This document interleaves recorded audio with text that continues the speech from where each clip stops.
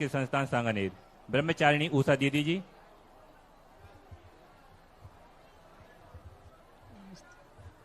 नमो लोय सभ्य सागुणम साधु परमेष्टि को बारंबार नमोस्तु त्रय चुल्लक जी महाराज जी को इच्छा में।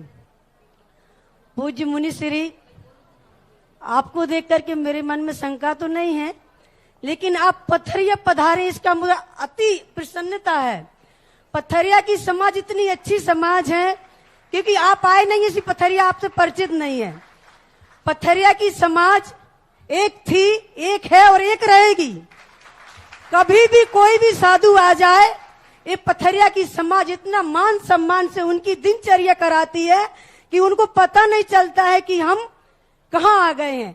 इसलिए कल आप जो गंदोदक का उदाहरण दे रहे थे महिला वर्ग को कि आप भोजन नहीं बनाना, आप गंदोदक लेके तभी भोजन करना देके, तो पूज्य श्री यदि गंदोदक सही गंदोदक समाज को आप दिलवाना चाहते हो तो आपको चतुर्मास करना पड़ेगा।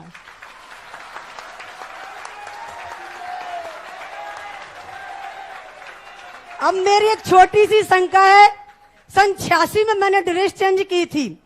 उस समय आप मुनि बन चुके थे, मैंने आपकी दीक्षा नहीं देखी। इन आंखों से अनेक अनेक मुनि महाराजों की दीक्षा देखी, पर मुझे आश्चर्य होता आपको देख करके। आपका इतना वैभव, इतनी संपदा आपकी, और आपके अंदर ऐसी निडरता, ऐसी निर्भीकता और ऐसी समंत्र भद्र स्वामी जैसी भद्रता को दहाड़ने वाले गुरु के मुख से भी वाक्य निकले थे, सुधा सागर जी आ गए अब वो धाड़ेंगे।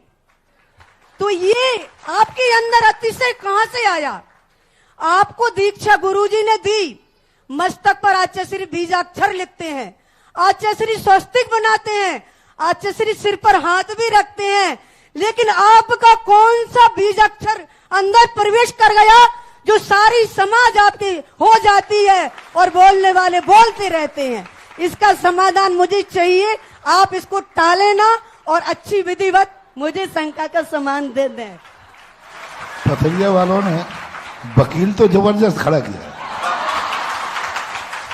बहस का। क्या होता है, जो कुछ भी शिष्य के पास होता है उसका बीज तो गुरु ही बोते हैं। फर्क इतना होता है कि गुरु जब बीजाक्षर लिखते हैं, गुरु जब ज्ञान देते हैं, तो वह एक संस्कार बन के रह जाता है। और कभी कभी शिष्य गुरु के दिए हुए वचन को मंत्र मानकर सिद्ध कर लेता है। गुरु का वो बीजाक्षर सिद्ध करना है। दीक्षा के समय जो बीजाक्षर सिर पर लिखा है वो सिर पे ही न रह जाए, सिर से उतार करके हृदय में लाना है और उसे सिद्ध करना है। जो कुछ भी उपदेश दिया जाता है, हमने अभी एक दिन कहा था, गुरु मिल जाना कोई बड़ी चीज नहीं है, गुरु को सिद्ध करना। ज्ञान मिल जाना बड़ी चीज नहीं है, जो ज्ञान दिया जाए उसको ज्ञान को सिद्ध कर लेना। आशीर्वाद मिलना कोई बड़ी चीज नहीं है, आशीर्वाद को सिद्ध कर लेना। आशीर्वाद सिद्ध हो जाए, और ऐसा सिद्ध हो जाए कि जब भी आशीर्वाद मिले वह कार्य होना ही चाहिए। यदि आशीर्वाद सिद्ध हो जाए, उपदेश में जब वो ज्ञान दे, उस ज्ञान को मात्र ज्ञान ही ना माने, उस ज्ञान को सिद्ध करना है। सिद्ध करने का अर्थ होता है उसे आत्मा की पर्याय बनाना है, और उस आत्मा को अपने जीवन में ढालना है।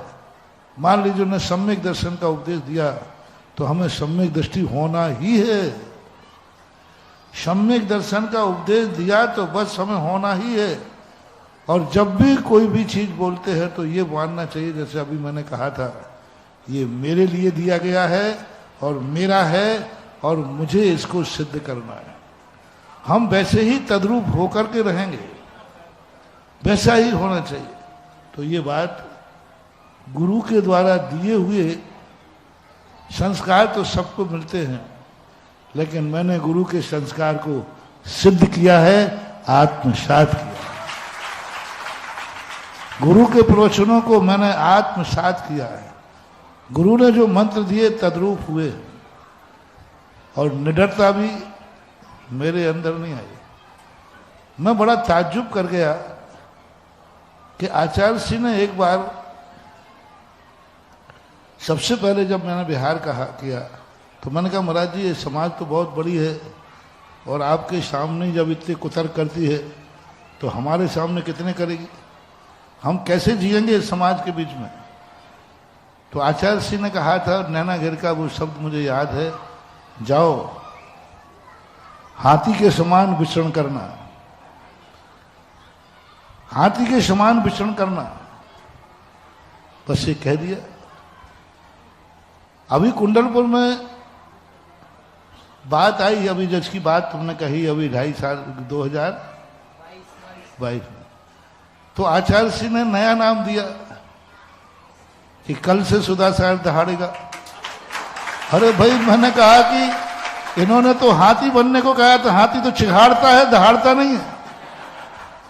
तो मैंने कही आचार्य सिंह भूल गए कि आचार्य सिंह ने कहा था हाथी बनकर विचरण करना, तो इतने साल से तो मैं हाथी बनकर विचरण कर रहा था।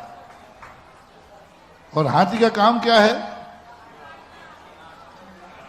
अपने मस्त हाथी की चाल में चलना, कुत्ते भौंक रहे हैं तो मैं तो उसी की साधना, क्योंकि मैंने पहले ही कहा गुरु महाराज जो कहते हैं उसको मैं सिद्ध करता हूं और सिद्ध करने का भाव करता हूं।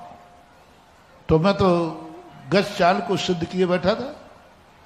अब एकाएक उन्होंने दहाड़ कह दिया तो मैंने कहा इसका क्या संकेत होना चाहिए क्या। तब पता चला कि थोड़ा जमाना बदल रहा है बेटा, हाथी बनने से काम नहीं करेगा, अब थोड़ा शेर बनना पड़ेगा तभी जी पाएगा।